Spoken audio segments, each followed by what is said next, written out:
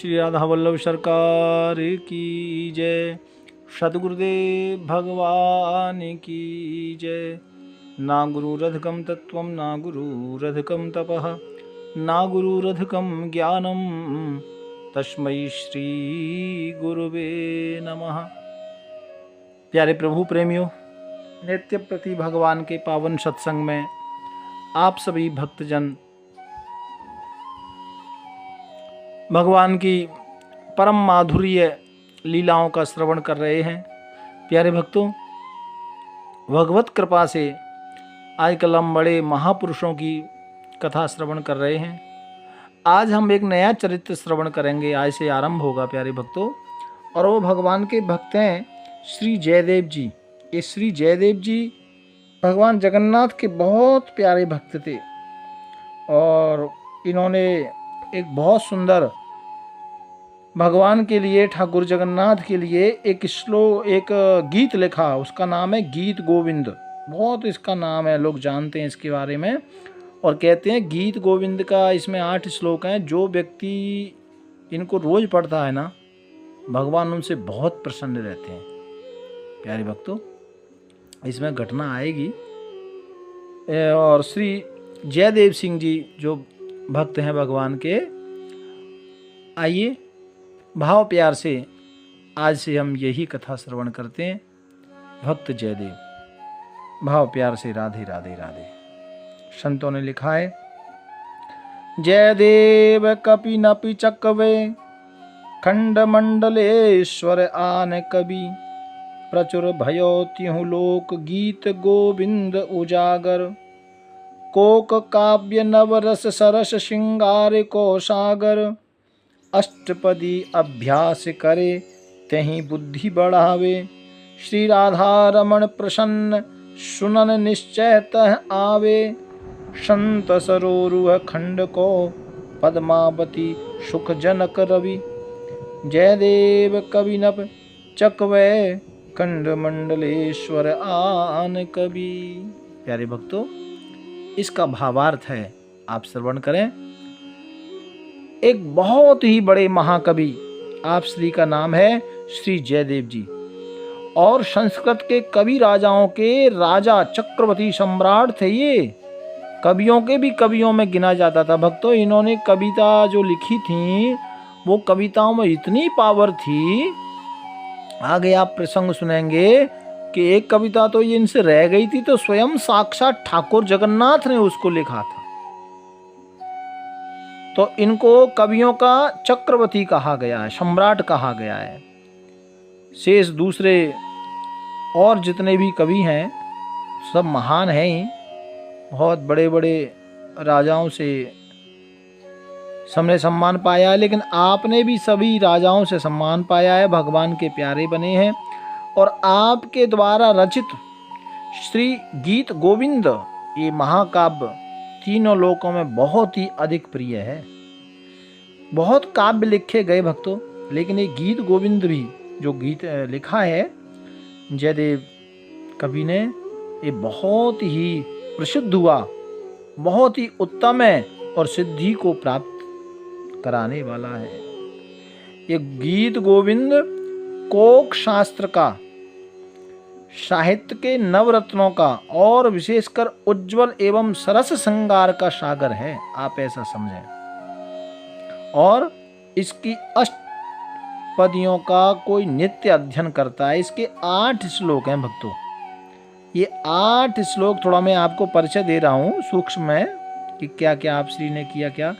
तो ये अष्टपदियों का जो नित्य अध्ययन करता है, जो गान करता है, जो पाठ करता है, उसकी बुद्धि पवित्र एवं प्रखर दिन प्रतिदिन बढ़ती है। ये जो पढ़ने वाले बच्चे हैं ना, इनको जरूर अष्टपदियों का पाठ करना चाहिए। 5 मिनट का है और कम समय लगेगा। तो यदि कोई बच्चा पढ़ रहा है तो ये जरूर करें। और वहाँ उन्हें सुनने के लिए भगवान श्री राधा रमण अवश्य ही आते हैं, ऐसा माना गया है। जो श्री जयदेव कवि की जो कविता है, अष्टपदी है जो, उसको सुनने के लिए ठाकुर जरूर आते हैं। और ठाकुर जी उसको श्रवण करके आनंदित भी होते हैं। प्यारे भक्तों, भगवान अवश्य उस भक्त से प्रसन्न होते हैं। श्री पद्मावती जी के पति श्री जयदेव जी संत रूपी कमल वन को आनंदित करने वाले सूर्य के समान इस पृथ्वी पर अवतरित हुए हैं। भक्तों को सुख देने के लिए, भगवान को रिझाने के लिए, भगवान की भक्ति करने के लिए रानी पद्मावती के पति बने। ये रानी पद्मावती भी बहुत शक्ति है, बहुत भगवान की भक्तानी है भैया। आगे आप चरित्र श्रवण करेंगे, अगले 8-10 दिन तक आप रोज सुनेंगे थोड़ा थोड़ा। और जिसकी समझ में ना आया करे तो पूरा सुन लिया करे, कोई ज्यादा नहीं, 1-2 घंटे का है ना। तो ये जो रानी पद्मावती थी ना भक्तों, इनके साथ कवि जयदेव जी का विवाह हुआ था और ये दोनों ही बहुत प्यारे भक्त थे। संतों ने इनके बारे में लिखा है कि किंतु बिल्लु ग्रामता में भये कबीराज राज, भरो रस राजिए मन मन चाखिए, दिन प्रतिदिन रुख रुख तर जाए रहे गए, एक कुंदरी कंडल को राखिए। कहीं देवे विप्र सुता जगन्नाथ जू को भयो, जब समय चलो दिन प्रभु भाकिए। रसिक जयदेव नाम मेरो ही स्वरूप ताही देवो, तत्काल अहो मेरी कहीं साखिए। प्यारे भक्तों, अब यहां से कथा आरंभ हो रही है। जो संत श्री कवि सम्राट श्री जो जयदेव जी थे महाराज, ये बंगाल प्रांत के वीरभूमि जिले के अंतर्गत एक ग्राम पड़ता था किंदुबिल्व। एक किंदुबिल्व नामक ग्राम में इन्होंने जन्म लिया था, उत्पन्न हुए थे, प्रकट हुए थे। प्यारे भक्तों, आपके हृदय में रसों का राजा श्रृंगार रस पूर्ण रूप से भर गया था। श्रृंगार रस जो भगवान का होता है ना, अब एकदम से पूरा, एक तो सुबह मंगला आरती होती है, फिर पूरा ठाकुर का श्रृंगार होता है। तो श्रृंगार रस कवि जयदेव जी के हृदय में मानो हिलोरे ले रहे हों, ऐसा सुंदर भगवान का दर्शन करते और उस पर गाते भी थे। प्यारे भक्तों, और उसमें दूसरे किसी विषय रस को स्थान नहीं दिया था, उसमें कोई गुंजाइश नहीं छोड़ी थी। वे उस माधुर्य रस का मन ही मन आस्वादन करते रहते। और आपका वैराग्य ऐसा प्रखर था, इतना बड़ा था कि एक वन में वृक्ष के नीचे ही निवास करते थे। बिल्कुल सब कुछ त्याग दिया और वृक्ष के नीचे रहते। और दूसरे दिन उसी वृक्ष के जहाँ वृक्ष के नीचे बैठे थे, लेकिन वृक्ष के नीचे तो रहते थे, लेकिन वृक्ष में हमेशा आसक्ति रहती नहीं थी, आसक्ति से भी रहते। वृक्ष यानी हृदय में भी भगवान का ही वास होता था, आसक्ति नहीं होती थी। हम लोग कहीं एकांत में बैठ जाते हैं ना, तो पता नहीं दिमाग और मन कहाँ की गल्लाएं बाद में सोचने लगता है, आसक्ति की बातें सोचने लगता है। मुझे ये प्राप्त हो, मुझे ऐसे सुख मिलेगा, मुझे वैसे। ये आसक्ति, एकांत में वृक्ष के नीचे रह रहे हैं, फिर भी आसक्ति को नहीं छुआ। क्योंकि एकांत में आदमी लग जाता है ना, इधर उधर की सोच में पड़ जाता है, तो नहीं पढ़ना चाहिए। इससे ये शिक्षा मिलती है।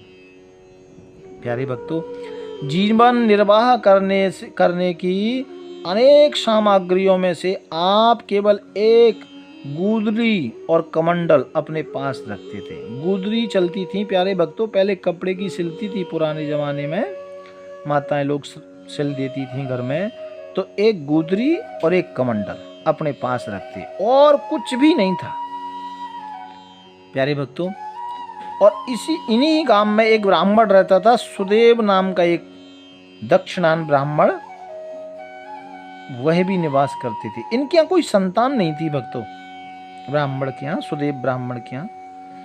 तो उन्होंने भगवान जगन्नाथ जी की प्रार्थना शुरू की। जगन्नाथ भगवान का अनुष्ठान किया, संकीर्तन किया, नेम संयम किया और कहा कि ठाकुर मेरे घर कोई संतान होगी,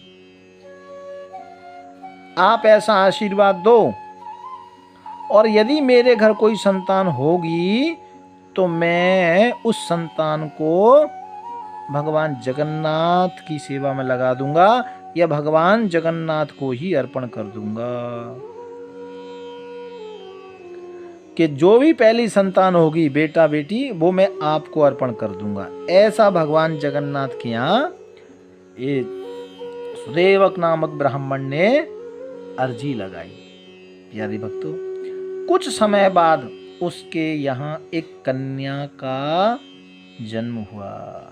जब वो कन्या 12 वर्ष की हो गई, विवाह के योग्य हो गई, तो उस ब्राह्मण ने जगन्नाथ जी के मंदिर में उस कन्या यानी उसका नाम रखा था पद्मावती, पद्मावती को लाकर प्रार्थना की, प्रभु मैंने प्रतिज्ञा की थी कि जो भी मेरे यहाँ बेटा होगा बेटा बेटी, उस प्रतिज्ञा के अनुसार हे नाथ, हे जगत के पिता, आपको भेंट देने के लिए कन्या लाया हूं।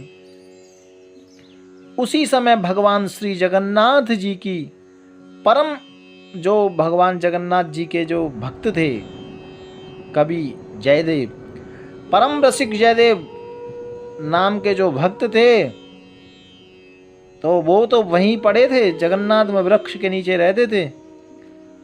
तो जो ब्राह्मण ने कहा कि मैंने वचन दिया था, कन्या लेकर आया हूं, आप इसे ग्रहण करिए, तो भगवान ने कहा देखो जयदेव कवि है ना, वो मेरा ही स्वरूप है, ऐसा आप जानो, इसलिए इसे अभी लेकर जाओ और उन्हें जयदेव को अर्पण कर दो। उनसे कहना भगवान जब मना करेंगे वो, तो उनसे कहना कि भगवान जगन्नाथ जी की ऐसी आज्ञा हुई है। भाव प्यार से राधे राधे राधे राधे।